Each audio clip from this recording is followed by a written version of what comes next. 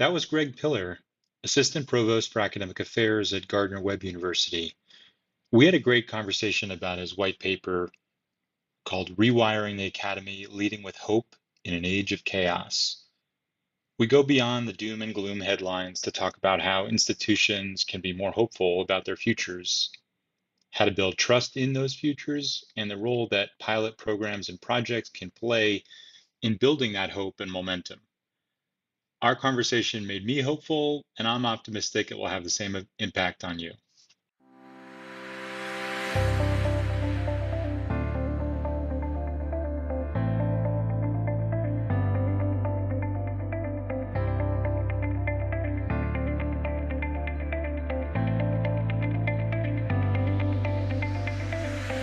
Welcome to the Connected College podcast. I'm your host, Elliot Felix. I've helped more than 100 colleges and universities change what they offer, how they operate, and how they're organized to enable student success.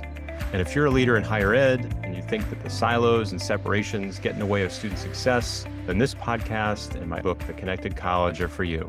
We're here to learn and work together to bust silos, question tradition, and forge partnerships so that students feel connected to their college, their community, their coursework, and their careers. Welcome, Greg. I'm so excited for today's conversation. Thank you, Elliot. Thank you for having me here. And as a recovered architect, just talking to someone who has pillar in their name, I feel like we already have a connection. Absolutely. Tell us a little bit about how you got started in higher ed and what you're up to today. My background is in environmental chemistry. And when I was going through college, I had a unique opportunity to work in a USDA water quality lab on the campus of University of Minnesota. And that's where I got my love of environmental chemistry. And from there, I decided to go on into grad school and pursue advanced degrees. And it was while I was in grad school that very common students have teaching assistantships. That during my master's and into my doctoral program, that I did a lot of teaching of lab sections, teaching of certain courses. And by the time I was finishing up my doctorate, I was still determined to go on and do environmental consulting work and help with the remediation efforts and things like that. But I realized that, no, I really love teaching and knew that meant going probably out of finishing my doctorate instead of going the postdoc and then R1 kind of route, instead going to a smaller institution or an institution focused on teaching as a primary function. And so that led me to my first faculty position. And after 11 years in the faculty, I'm someone that I always look for new opportunities, new challenges, and very curious individual. And I found myself moving into academic administration. So for the last 8-9 years, that's what I've been doing. First, I was assistant provost for university programs, and then I moved into more holistically academic affairs. So that's where I am today. How was the transition from teaching to administration? It like was a natural evolution or like a big change? No, it was smoother and it was more of a natural transition than I thought it would be. And that may be because in my, the last 5 years as a faculty member, I had taken on some administrative responsibilities. So it wasn't like I went cold from faculty to administration, since I had served as like department chair and as a program director for an honors program. It wasn't near as much of a change as I thought it would be. Nice. Did you still feel the same kind of connection to students in your new role, or maybe you're helping them a different way? Interestingly, I did, in part because when I did transition into academic affairs, I had been the director of the honors program. And so just the nature of what had happened with that, for a year, I was still director of the honors program while serving as assistant provost. And in that capacity, I still had a lot of contact with students directly. And so I think that first year, which is probably that first year in that kind of administrative role, pivotal time for adjustment and learning, I still had that contact with students. And then slowly after that, that was a noticeable change where I wasn't in daily contact with students. But the nature of the rest of my work was such that I still felt that connection with impacting the student experience and contributing to student success, that it was something that I still enjoyed. And I remember in those early days saying that if I ever get to the point where I don't enjoy this work, I would absolutely want to return to teaching. And so far that hasn't happened yet. I still thoroughly enjoy the work that I'm doing. Nice. Given that connection to students, focus on students' interest in student experience, student success, I'd love to hear how you define student success. Yeah, I think that's a great Not a question trick because question, no, but it is something that, but a difficult one. Yeah. we all in academia, we use that term, we toss that term around, but I'm not convinced that necessarily, even when speaking within an institution, that everyone is running with the same definition in mind. But what student success means to me is it means helping students not just earn a degree, but becoming competent, curious, capable individuals who are prepared to navigate and contribute to society and leave a life of purpose. I think at times we focus heavily, absolutely, on the academic endeavor and being successful in classes, but it definitely means going beyond that because there's so many factors that can contribute to how a student performs in class and how they learn and retain information and how they develop skills that you definitely have to think holistically when you look at student success. I love that definition. And you're moving beyond graduation to think about competence and curiosity and capability to what end so that they can have a purpose, make an impact. And I know, there's a lot of doom and gloom these days. Fewer students, fewer of them opting to enroll, opting to go to college, public sentiment, questioning the value of higher ed. Like in that kind of environment, like with those headwinds, how can students be hopeful about their futures, about the investments they're making to succeed? I think one way for students to be hopeful is to develop the right mindset as they pursue their education. And that starts probably with a growth mindset, but it's realizing that for all the chaos, for all the doom and gloom that may be out there and the challenges that they may be facing, I think key with hope is that I view it as not the opposite of a crisis or the opposite of chaos, but it can be the way to get through it. And so whatever institution a student decides to pursue or advance their education, whether it's a 4-year college, a 2-year community college, a trade school, some other type of professional development and training, just having the mindset that they're starting a journey and that the challenges and tribulations that they're going to endeavor as they go on it, while may set them back, may lead to experiencing a failure or some other challenge, when they come out on the other end, it's going to help them persevere through what they may encounter in the future. And so I think that's one of the things that can really help a student navigate the current climate that we're in, is to go into it with that mindset. And that takes some vulnerability, that takes some, no doubt, stepping outside of the comfort zone, willing to accept and acknowledge that you're going to fumble, you're going to hit a failure here or something there. But I think that's real important. It is for sure. And it sounds like a foundational concept is the growth mindset. So you're seeing challenges as opportunities to grow.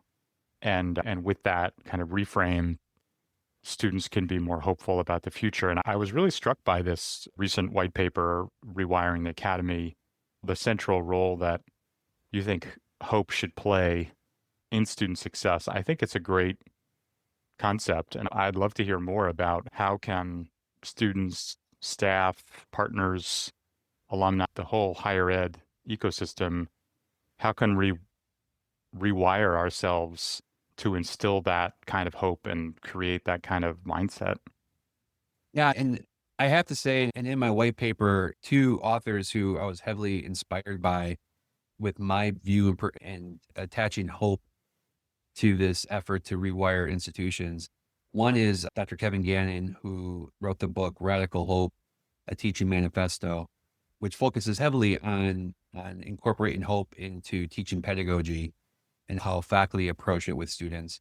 But then Jessica Riddell and her recent book on Hope Circuits, and that was where she definitely inspired me, Dr. Riddell, on thinking about approaching how we in higher ed and academia pursue these current challenges more so as rewiring universities.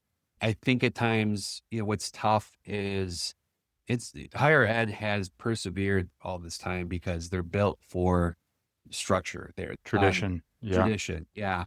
Many authors talk about that, and you've noted that before. And I think too often, if we approach it like trying to completely renovate, completely reinvent what these are, that is just too big and too difficult of endeavor. But to me, rewiring, which is still, if you think about it in terms of as a former architect, rewiring, whether it's a house or whether it's some other kind of electrical system or device, can have a huge impact on how that functions and the properties and features that it has. And so realizing that that may be a more tangible way to approach how we make some necessary changes in higher ed without having to reinvent the systems, the processes, the services, the offices that we have within higher ed. Well, as someone whose mission is to create better connected colleges and universities, obviously the rewiring metaphor resonates with me. And I would love to hear what are some of the wires that we need to move around or extend or reroute? What's an example of functions within a university that we don't have to totally throw out? We just need them to better connect or collaborate, students So to be more hopeful and more successful. I would say just within academic affairs, as a first example, the important role that faculty play in teaching courses, developing curriculum, whether you want to use the term that they're often siloed, the way they are structured and the way they are, I feel, wired at times is completely separate from the academic services that we have. And that's one area where I've definitely seen it at the institutions I've been at, where it's not that it's necessarily duplication of effort, but it's similar types of functions being performed, where in one hand, the faculty may see it as this is additional work that they're being expected to do or that they're performing. And whereas then on the student services side or the academic services side, sometimes those folks feel like their expertise, their experience isn't near as valued, or that they're facing an uphill challenge trying to work with students. And I think there could be some rewiring done with how faculty work with those offices and centers. For example, career services. At my previous institution, we had a very robust career services center, which had a course that students were required to take for graduation. But every single one of those sections was taught by adjunct faculty, which in many ways was great because they come in with some real world experience and skills that they can work with students. But there was very little interaction with the full-time faculty. And I think there was definitely opportunities to maximize what full-time faculty in their courses and even other adjuncts in their courses incorporate, and vice versa, and how they can help feed into the career center to further improve their services and improve their knowledge base to help students. And so that's something I think that doesn't require monumental overhauling of the center or Right. anything like that. I think it's just rewiring. I think that's a great example, and it makes me think of maybe a more established or more accepted relationship, which is with the library, right? A faculty member wouldn't think it's crazy to bring their class to the library, but how many faculty are bringing a class to the career center or to the advising center or to the writing center or to the math lab or to the media lab? And I think knitting together the academic and personal and career support services with classes, I think is just such a great idea because so many of these things are stuck in the old model. I know one of the other passions of yours is designing for the modern learner. And I think so many of our support services are stuck in the old paradigm of this is an extra thing that students will do in spare time that they don't have. But if you actually knit them together, if you bring career exploration as a course, for instance, or into a course, then you get such great benefit. And I've also heard of just small, like you say, it's not throwing it all out. There's small things like I know some career offices have a really big outreach push, they say, hey, faculty, if you have something come up, you're ill, whatever, you're out of town, don't cancel your class. We will pick up that section. We will do a career module that time. We're on call, we're standing by. There's some win-wins out there, right? That I think do give us hope. Oh, absolutely. And that example you just gave is a great one. And where, yeah, I know many a times, but even when I was teaching on a regular basis, yeah, whether I had a conference or whether I was ill, a lot of heartache over, oh my gosh, what am I going to do with my students? Or this is really lost time.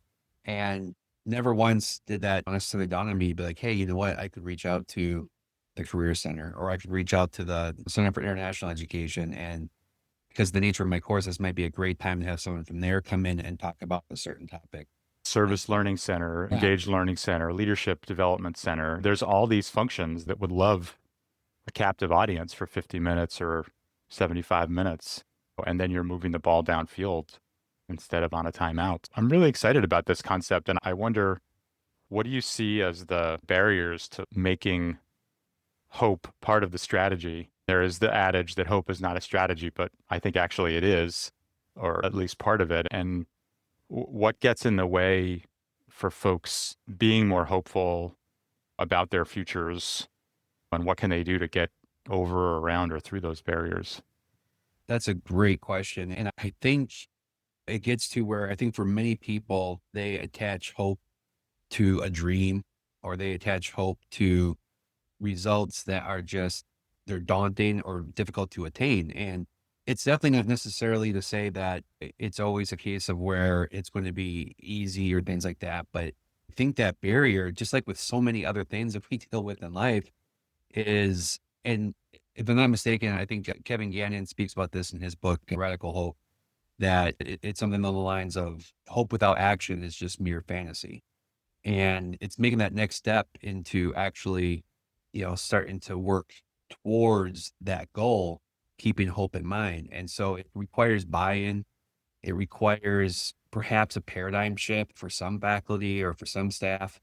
And I think that's the biggest barrier, is how do you start to do that and navigate that so that, folks are in it for the long haul. And it doesn't mean that every single time, whatever that endeavor is, it's going to take years and years, but you go into it sometimes without knowing what is that timeline going to be. And it's having some faith and confidence in your peers, in the leaders of your institution, that we're working together and we're going to get there. And that's where I do think trust and transparency is so important. And without it, it's difficult to make much traction on hope. That's such a good point. The trust and the transparency is where people can find that courage and the common goals that get them pointed in the same direction, back to our whole institutional definition of student success. We were talking about, is hope a strategy or part of a strategy? And I think part of the reason that folks lose hope is often due to a lack of strategy. I think every institution has a strategic plan, but few have an actual strategy. And so they end up relatively unfocused. And then people are spread too thin and caught up in this do more with less mindset. And I think it's easy to lose hope if you're spread too thin. So I think that's part of it too. Definitely. And it's difficult then for newer folks who, that in of itself can be draining and just hurt morale. But then the folks like senior staff and faculty, they just see it as yet, oh, no, another example, same old, and good intention, but never any meaningful change, adapting from what they've been doing. And that, being honest, that led a little bit to me realizing after a lengthy amount of time, it was time for me to look for other opportunities. You get to a point where it's, as much as you want to have hope, it's tough to year after year keep it when you see so many things just continue to cycle and repeat. And to break out of that, you just need a different environment. It also seems like so much of this comes down to communication, right? You talked about the trust and transparency, but I think it's sharing the success stories, however big or small. The so-and-so from the Career Center taught in this class, or whatever those small wins are. I think so much of this comes down to language, and communication, back to your growth mindset comment. One of my favorite tactics or tips that I put in my first book, How to Get the Most Out of College, is just how important the word yet is to the growth mindset, right? Instead of saying, I can't do that yet. And one word totally reframes things. And I think if we're really focused on creating an environment, creating institutions where students are hopeful about their futures, and faculty and staff and alumni and folks in the community are all part of that, it seems like we have to pay really close attention to how we communicate and how we build that trust and how we change the mindset. Yeah, definitely. And I think as part of that, I think there's a lot of hesitation at times when things don't work to, put that positive spin on it. And there's a place for that. There's a place to do that. But sometimes that gets interpreted as lack of transparency, lack of willingness to accept the fact that something didn't work. Right. It's tough when something doesn't work to say, you know what, we tried this and it worked. We need to shift and adjust. And there'll be a lot of I told you so's, or there may be some folks very upset. But I think in the long run, that does more for helping to build that culture and understanding that down the road, when you try to take that approach with hope and paint that picture, that they'll buy into it, because they'll realize if this doesn't work, or there's the possibility to pivot, adjust, as opposed to, this is going to have a foregone conclusion and it's going to be a difficult ride. Do I really want to withstand that? It can't be all unicorns and rainbows. You don't build the transparency and trust if you're not talking about where things have failed and what you've learned from it, and modeling the idea that challenges and failures are opportunities to grow. The other thing that strikes me as a way to couple hope and action, like you're saying, is pilots and prototypes and other ways of experimenting with things, because I feel like, at least in my experience, those are some of the ways that you generate hope, because you try something out and you learn something from it and you get people excited. How have you incorporated that into your work? Testing things out, piloting, prototyping, continuous improvement. Can you share an example of something you tried out and it maybe won over some skeptics, generated some momentum, created some hope? One of the areas in particular where I've been able to apply a pilot approach, I have a strong background in accreditation. And in the Southeast, most schools are accredited by a SAC-COC, Southern Association of Colleges and Schools, Commission on Colleges.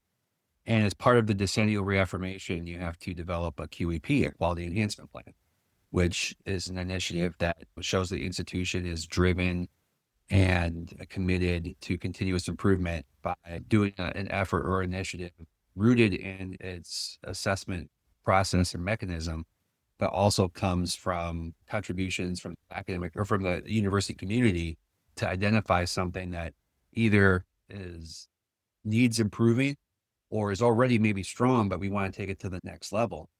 And just the natural process of that, I'm now currently a part of my third QEP development in my time at two institutions.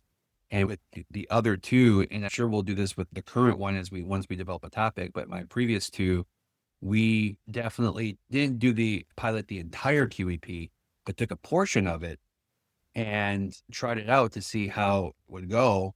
The first one was dealing around faculty-student interaction.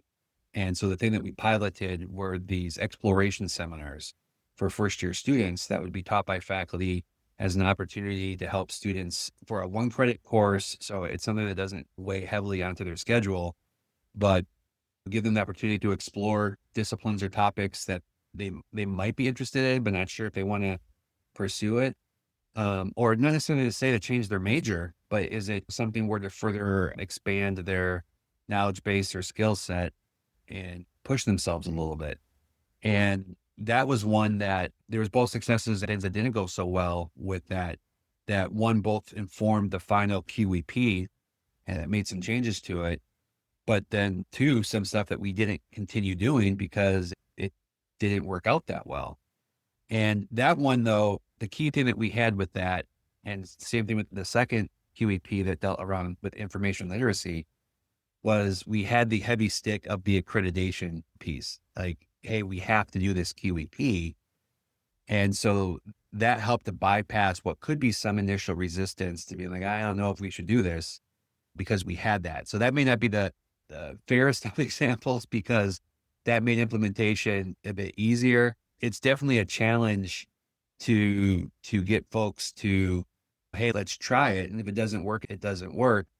Again, that's where I keep coming back to it, but trust is key, because sometimes people will read into, oh, this is a foregone conclusion, you're going to do this anyway, or is it really going to be given a fair shot? And if they don't have that trust in doing that, even if the pilot works well or doesn't work well, it may be tough to convince the rest of the community what the outcome was if they don't have that trust. It all starts with trust. And I love that example. It also reminds me, I took a kind of an exploration seminar my first year at UVA, and I still remember it, Professor Ruben Rainey. And it was so great because I realized his secret sauce was he scheduled this effectively exploration seminar at 3 p.m. on a Friday. And this is what I do every year. And this is how I know I'll get a group of students that are really interested in the topic. And it worked. It was one of the best classes I had. And the idea of first year students being able to explore a topic early on and find a mentor and have some time with senior faculty, I think is one of those great durable strategies. And thanks for a great conversation, Greg, about hope and the growth mindset and the communications and the connections and the pilots to make it happen. Appreciate it. No, thank you. And again, I appreciate your work. Your writings have definitely influenced my mind frame as well. And I know a lot of what we discussed today coincides quite well with your concept of the connected college and the work that you do, as well as some of your writings. It's an honor to be on the podcast and add my thoughts. Thanks for listening to the Connected College podcast. Subscribe to my Connected College newsletter at elliottfelix.com for insights and excerpts from my upcoming book, tools you can download, and special offers. You can also find more information about talks I've given, articles I've written, and upcoming events there. And please support the podcast by rating and reviewing it wherever you're listening. Let's create connected colleges where students will succeed.